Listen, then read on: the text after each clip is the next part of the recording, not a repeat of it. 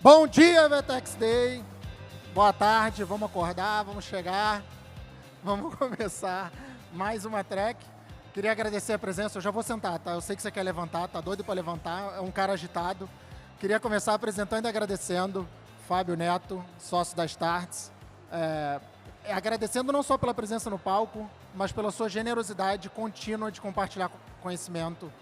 É uma honra estar aqui com você. Bom, Fábio. Acho que eu tô... Aí. Bom dia, boa tarde já, né? Obrigado, Pablo, pelo convite. Vamos lá. Vamos lá. Fui eu que fiz essa sugestão de pauta para esse palco no Vetex Day, porque a gente teve a oportunidade de ir para a China junto no final do ano passado. E aí o que eu queria te trazer para compartilhar com as pessoas, diante de tanto insight que a gente viu, é por que faz sentido esse tipo de viagem, por que faz sentido esse tipo de escuta, por que faz sentido a gente prestar atenção nesses sinais que o mundo vai dando, esses sinais que o mundo vai compartilhando com a sociedade, com o mercado, que vai impactar em consumo, vai impactar em cultura. Boa. Bom, pessoal, vou ficar girando aqui para ver todo mundo. Acho que o ponto que o Pablo trouxe, acho que sem dúvida nenhuma a gente vive talvez uns momentos mais complexos de gestão, né? O que a gente chama de revoluções simultâneas, um pouco de tudo mudando ao mesmo tempo, né? O cliente que é mais caro e mais infiel, o colaborador que é menos engajado e tem outras expectativas, os competidores que não são mais os óbvios, são os pequenos, os grandes, as big techs, a gente viu tanto isso lá. Isso tudo criou no nosso dia a dia de gestão, de pensar negócio, de pensar longo prazo, de dinamizar canais, modelos, um grande desencaixe. A velocidade que a gente ainda dinamiza dentro das companhias de gestão, com a velocidade como as coisas estão se transformando, desencaixou o nosso modo de ver as coisas. Eu costumo dizer que gestão, como a gente aprendeu, veio lá de 30, 40 anos atrás, de homens brancos americanos que nos ensinaram como que era fazer empresa. E isso está desencaixando com essa lógica nova. Por isso que a gente vai, de alguma forma, tentar entender um pouco disso. Porque essa sala aqui, o Vetex Day, nunca teve tanta gente inteligente. A gente nunca teve tantos dados, né? Quanto tempo a gente ficou falando daquele negócio, dados é o novo petróleo, sai correndo atrás dos dados, pega os dados. Hoje as empresas estão cheias de dados e não sabem o que fazer com esses dados, porque a gente ficou meio paralisado, meio perdido, meio desorientado com tanta coisa. E por isso que a gente foi, de alguma forma, tentar monitorar dois tipos de sinais. A gente, no nosso negócio, tem sempre aqueles sinais que são os mais evidentes, aquilo que está mais claro, aquilo que é mais óbvio, aquilo que o seu concorrente gosta de fazer, ou de alguma forma ele vai lançar alguma coisa, ou um cliente que você consegue monitorar. Mas tem muitos sinais inevidentes. E esse é o desafio de todos nós aqui, quando a gente vem para arenas como essa. Discutir aquilo que ninguém está vendo. Ou por que eu vi na hora errada. A gente fala muito que todo o processo de inovação ele é um gradualmente até que de repente. Não sei quantos já ouviram isso, né? Então, gradualmente está tudo bem, aí de repente, gradualmente ninguém falava de inteligência artificial. Era papo de nerd, papo de geek. De repente virou papo de bar. E aí, quando esse de repente vira o papo de bar, a gente começa a ver que aqueles sinais que a gente deveria ter capturado antes. Por isso que a gente vai para esses lugares aí. E por isso que a gente foi para a China juntos, né? A Vetex junto com a Startz, estivemos na China o ano passado, para monitorar um pouco desses sinais. A ideia aqui é compartilhar alguns insights e como a gente aplica ele no dia a dia. Perfeito, vamos lá? Bora. Agora, o Pablo me provocou aqui e falou, Fábio, traz aí uns 10 insights do mercado asiático e tal. Eu trouxe 3 que, na minha visão... Posso ficar de pé, cara? Pode, por favor. Estou muito ansioso. Eu trouxe 3 insights que, na minha visão, são mais conceituais para vocês entenderem um pouquinho esse modo de pensar e como que nós brasileiros temos que aprender. E depois alguns insights mais pragmáticos do dia a dia de negócio.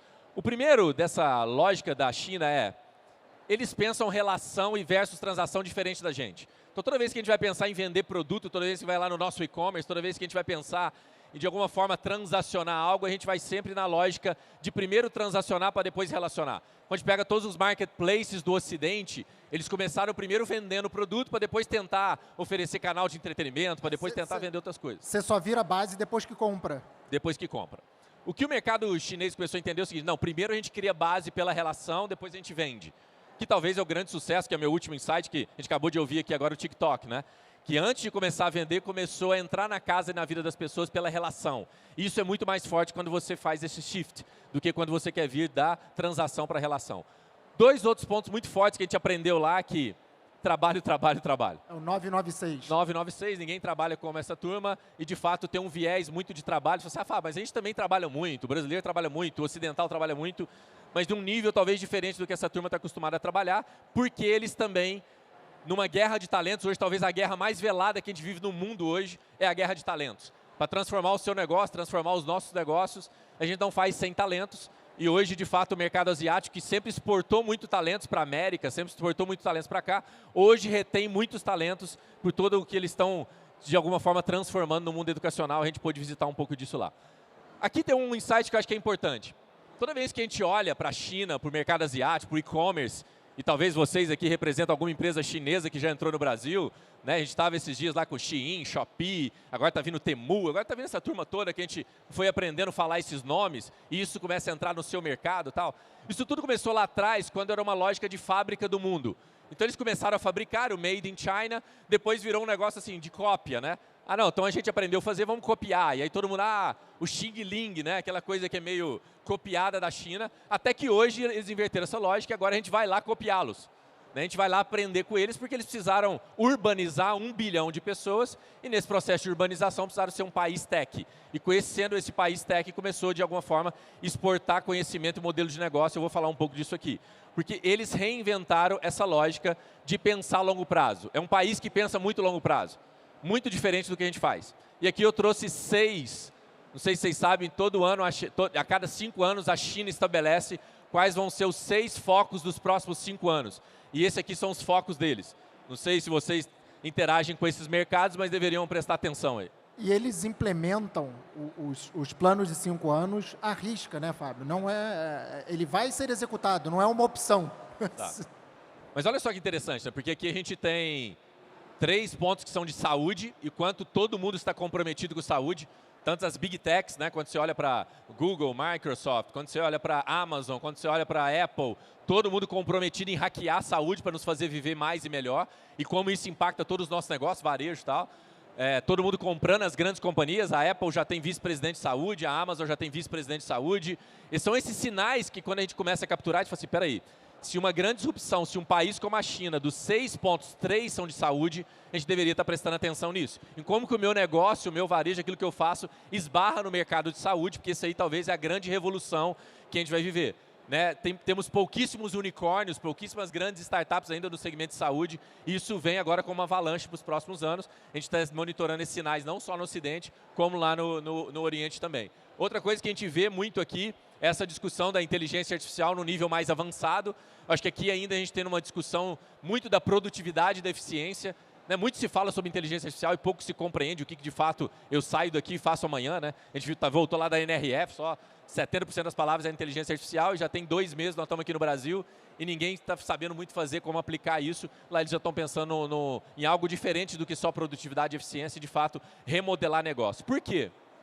Porque lá de fato é o reino do modelo de negócio. E eu trouxe aqui alguns modelos de negócios bem famosos por lá. A gente conhece vários dessas sopinhas de letras aí, né? Mas eu queria destacar 2 dessas sopinhas de letras, que é essas aí que eu circulei com o verde aí. A primeira delas é o Customer to Manufacturer. E a segunda é o Factory to Consumer E-Commerce. Não sei quanto está sendo falado aqui, mas muito do que a gente tem ouvido, né, no palco agora lá da NRF só se falou sobre Agile Retail, né, o varejo rápido, o varejo ágil. Como que eu faço para esse feedback loop, que o cliente vai lá no meu e-commerce, vai lá na minha loja, me fala rapidamente um feedback e eu traduzo isso e levo isso para ele. Lá por conta de toda a base criada, logística, de e-commerce, de modelo de negócio, de modelo de pensar do chinês, o que ele tem feito hoje? Não sei se vocês sabem o que a Shein já faz hoje no Brasil, a Shein. Quando você chega numa loja, pensa o seguinte, eu cheguei lá na Centauro, na loja de tênis, ou no seu e-commerce, e estou procurando lá um Nike rosa da Barbie. Porque minha filha me pediu, pai, eu quero um Nike rosa da Barbie. Aí chega lá e fala, não, mas a Nike nem fez um Nike rosa da Barbie, nem existe esse tênis. Não é porque eu não tenho no estoque, é porque ele não existe.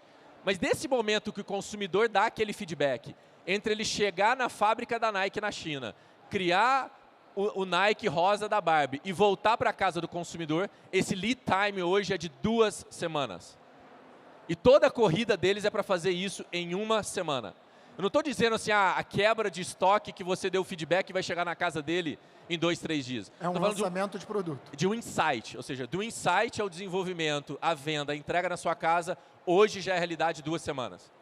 E eu estou falando de cross-border, não estou falando do mercado chinês só.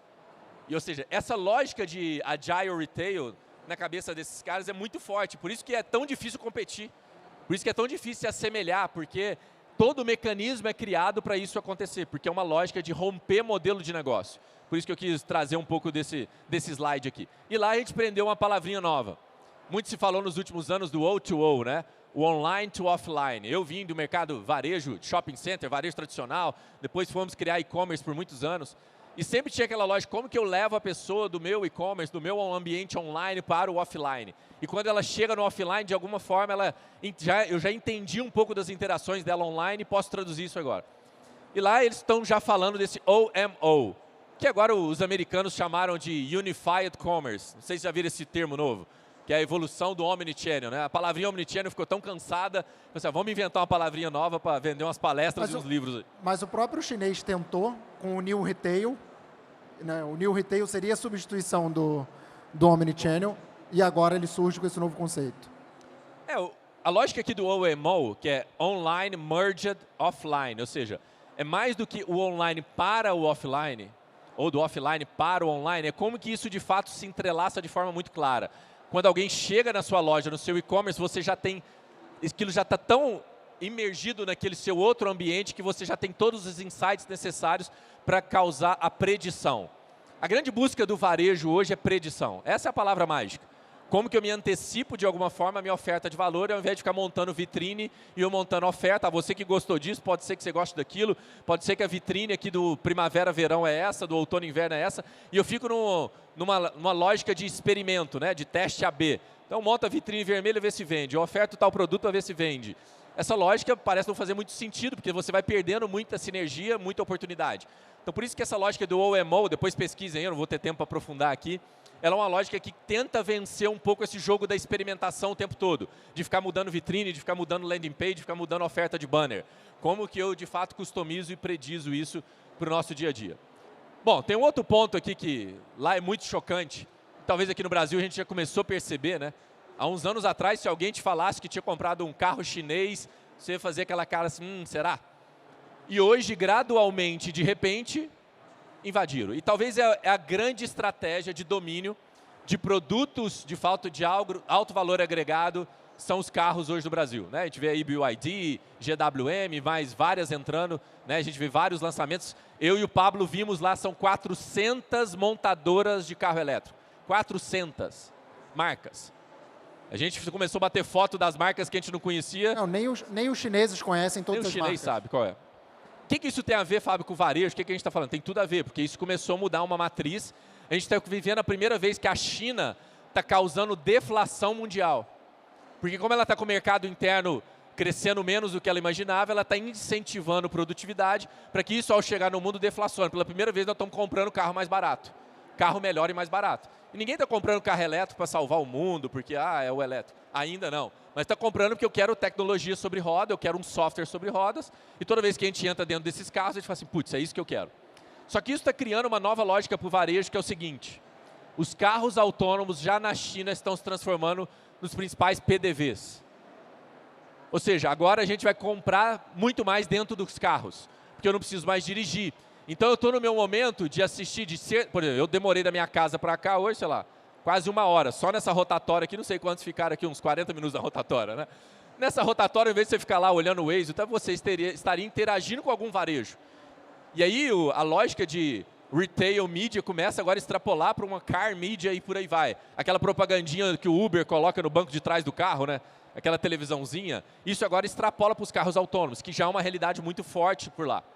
A gente gosta de dizer que essa lógica de passado, presente e futuro não é mais uma lógica de tempo, mas uma lógica de espaço. Então, quando você visita esses lugares, você consegue acessar esse tipo de futuro e entender que a gente tem que começar a se preparar para vender dentro dos carros. E essa talvez seja uma das grandes fontes de originações hoje das nossas buscas por produto. Você ia falar? Eu acho que tem um ponto aqui, quando a gente fala do carro como PDV também, que é uma quebra de paradigma que a gente nunca viu na vida, que é você começar a comprar o seu carro no mesmo modelo, né? Então, você compra um carro e você compra ali as features que ele tem de software como se fosse um upgrade no seu próprio carro.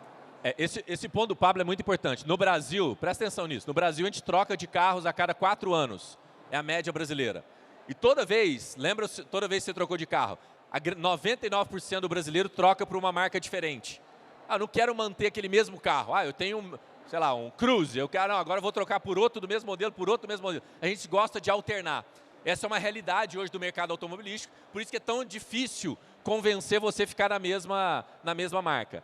Com o advento de carro não se tornar mais meio de transporte, mas se tornar tecnologia, eu vou trocar menos. É igual aquela pessoa que tem iPhone a vida inteira e não vai para o Samsung nunca, e o outro que ama Android não vai para o iPhone nunca. É um pouco dessa lógica. Carro está mudando a nossa lógica de relacionar com tecnologia. E mais do que isso, como que o carro hoje relaciona com você? O seu carro hoje? No máximo, alguém da assistência técnica te manda uma mensagem para fazer uma revisão, é ainda muito transacional. Hoje, o que a Tesla já faz? Você entra no carro da Tesla, ela já começa a te falar, ó, vi que você pegou a rodovia, quer fazer um upgrade de cavalos? Por R$ 29,90 faz o upgrade de cavalos na hora. Vi que você está estacionado na Starbucks, quer alinhar e balancear o seu carro agora? Ela vai lá e já faz o alinhamento e balanceamento. Nós vimos lá, nos carros autônomos, você está chegando em algum lugar, o carro já tem integrado nele os iFoods. Então você já aperta, ele sabe aonde você vai parar, na hora que você para, já chega. Todos os trens da China já tem um pouco disso. Então, essa lógica de que a gente vai continuar se locomovendo nas cidades, a gente vai continuar precisando de veículos, e cada vez que eles se tornem mais autônomos, mais ele me dá liberdade para que você se transforme em outra coisa. E muito se fala do entretenimento dentro dos carros, mas a gente tem que prestar atenção que junto com esse entretenimento vem o varejo fortemente para esse novo ponto de venda que muitos de nós talvez não estamos tão atentos. Aqui eu trouxe só alguns exemplos do que já está rolando por lá. Ó. Não só de você comprar dentro do seu carro, mas de usar carros autônomos para sua marca. Olha aí. O KFC faz isso muito forte lá. Ó. Então já espalha esses food trucks autônomos para todo lado na China. Bom, 10º insight, o que é isso? A China está comprometida em nos tirar das telas. Mas olha só que curioso, porque é o primeiro país mobile first do mundo. É a primeira nação que, antes de tudo, nasceu mobile. E ela está dizendo o seguinte, eu vou acabar com as telas. Essa telinha que você está acostumado aí, que você depende dela para anunciar seu produto, nós vamos acabar com elas. E aí surge esse conceito, é um grande mantra hoje na China, o tal do screenless. Como que a gente vai nos transformar o corpo humano, a íris humana, o tato humano, aquilo que a gente tem do nosso meio de comunicação. Então a gente já viu aí algumas possibilidades, a gente visitou algumas empresas bem sinistras lá, né? Umas ali que não podia nem bater foto, parecia um Minority Report, né? Você entrava, hoje a China já faz leitura de íris a 4 metros de distância. Íris é a coisa hoje mais identificável do mundo, mais do que a sua digital. Quer dizer que nessa distância aqui entre nós, eu já sei, antes de você chegar, quem você é, como você faz, onde você comprou, onde você navegou, o que você fez hoje, onde você comprou ontem, se o seu filho está com dengue, se a sua mulher está hospitalizada, o que está acontecendo com você, e eu consigo te dar uma experiência de ultra personalização, que a gente tanto fala por aí, mas não consegue fazer. Com essa lógica do screenless, a gente começa a mudar isso. A gente viu lá na NRF agora esse negócio de pagamento com a mão, pagamento com a íris, pagamento com a face, né? O pessoal da Único que está aqui tem promovido muito isso. Isso já é uma realidade lá e isso vem muito forte, a gente tem que prestar atenção. A lógica do screenless, a lógica de não dependermos mais das telas, isso é muito forte. Num país que cada vez mais a gente fica refém, né, do Apple Pay, daquilo que a gente vai fazer no Samsung Pay e tal, a gente começa a ver uma outra modalidade. A gente estava conversando até com o pessoal recentemente da Visa, né? Que está já estudando isso, né? A gente está migrando do plástico para o celular e qual que é a próxima migração? Como que eu vou ter o Visa, o Mastercard ou qualquer bandeira na minha mão, no meu olho? Como que isso é configurado no meu corpo, no famoso wearables? É o grande ponto hoje de contato e desenvolvimento. Quem já testou aí o Apple Vision Pro, quem já testou o novo Ray-Ban lá da Meta, já vê que esses wearables vêm com muita força. Eu comprei agora um Ray-Ban da Meta, e é impressionante o quanto no seu dia a dia você usa aquilo para tudo, sem precisar tirar uma tela do bolso. E isso também entra numa pauta social, do quanto a gente está presente em telas. Enfim, esse é um assunto para se estudar e se aprofundar. Se eu fosse você, eu olhava isso. Insight 11, olha só que louco isso aqui. O lance da inteligência artificial está criando agentes autônomos que de alguma forma estão interagindo entre si, criando tudo. Então pensa a sua agência de publicidade, o seu time de e-commerce, a sua área de design, whatever. como que você monta esse time? Não sei quem já viu isso, pesquisam depois. AI Crew. Crew de tripulação, de time. Isso começou a fazer isso aqui, ó. Esse é um dos... Não sei quem já viu esse chat dev, que é o seguinte, eu preciso desenvolver um aplicativo, uma funcionalidade, um botão novo, ou uma solução nova, uma campanha diferente de marketing, um anúncio para postar na rede social daquilo que eu estou fazendo. Eu vou lá e junto esse timezinho de inteligência artificial. E eu ponho lá na mesa assim, o designer, o diretor de criação, eu ponho lá o diretor de arte, eu ponho lá o atendimento, eu ponho todo mundo junto, tudo inteligência artificial, e falo o seguinte, constrói isso para mim. Nesse caso aqui é um exemplozinho de um jogo que eles estão construindo, que aí eles vão lá, ó, tá vendo? Vai piscando a cabecinha de cada um, que é como se cada um estivesse conversando um com o outro numa sala. Já viu falar desse papo de squad, que está todo mundo tentando fazer esse negócio funcionar nas empresas, né? Alguns mais, outros menos. Isso aqui é a virtualização da squad em tempo real, já acontecendo em quase todos os negócios hoje que a gente vive lá na China. E olha só, eles ainda fazem essa sacanagem aqui, ó, tá vendo a setinha lá embaixo? Ó? Eles fizeram esse jogo em 322 segundos, custando 9 centavos. Essa é a nova lógica de pensar squad. Sabe aquele negócio de juntar aquele tanto de gente para ficar discutindo, um passando bola para o outro, passa o briefing para um, o outro passa o briefing para o diretor não sei do que, o diretor não sei do que passa o briefing para o outro, você joga essa tarefa lá no meio, o chat dev já faz isso tudo para você. Isso nos leva para uma outra lógica de inteligência artificial. A gente viu falando aqui agora no painel anterior sobre live commerce. Ah, a China é um negócio do live commerce, TikTok e tal. De fato é, né? Quem lembra dessas fotos aqui, a gente foi lá visitar alguns desses lugares, né? Pô, na China lá, o cara no meio do rio faz live. Aqui, não sei se vocês viram, é muito forte isso aqui, ó, debaixo das pontes. Não sei quem já viu. Hoje você chega debaixo da ponte na China, ao invés de ter um monte de pedintes, tem um monte de gente fazendo live. Isso está se transformando através de inteligência artificial com eu não preciso mais fazer live. A escala, a gente teve lá, a gente conversou com a brasileira, que é a brasileira mais famosa na China em live commerce. Ela é a que mais tem audiência na China. E ela falou, eu trabalho, todo mundo acha que esse papo de live commerce, de influenciador e tal, eu trabalho 17 horas por dia na frente de uma câmera falando de produto. É insano, eu não consigo me escalar. Até que agora a gente consegue se escalar. Com o HeyGen e com todas as outras ferramentas, eu me gravo fazendo uma oferta, uma live, depois eu só dou input de produto e a inteligência artificial faz tudo para mim. Na Startse, hoje, a gente usa isso diariamente. A Startse é uma empresa de conteúdo.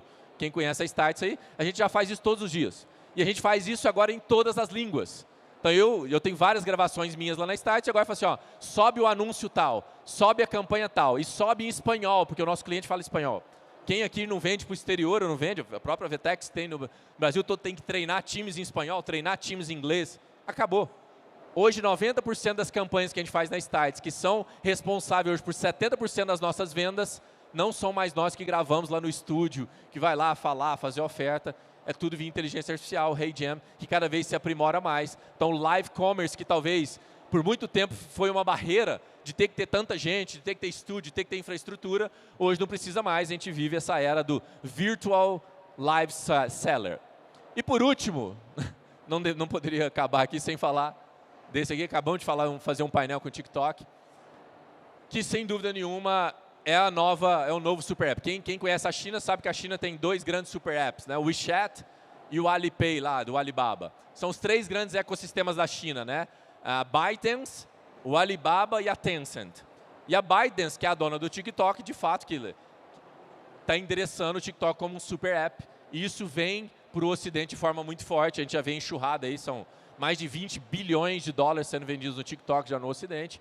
Mas isso com uma lógica de super app. E a grande aposta da ByteDance, a grande aposta do mercado chinês é que, enfim, o Ocidente terá um super app. Um lugar, um one-stop shop onde você faz tudo. Onde você tem entretenimento, onde você compra, onde você pede a sua comida, onde você pede o seu carro, onde você pede isso tudo como isso tem lá. Por isso que eles estão adquirindo tantas companhias. E a gente tem que prestar atenção nisso. Porque esse ponto aqui, esse é o último insight, tá? Esse ponto liga com o primeiro. A relação aqui começou antes da transação. Então, primeiro você me dá a concessão da sua atenção, para depois eu, de alguma forma, te oferecer algo. Eu entendo o que você gosta, eu entendo o que você quer consumir. E agora eu te trago uma solução, mais do que uma oferta de produto.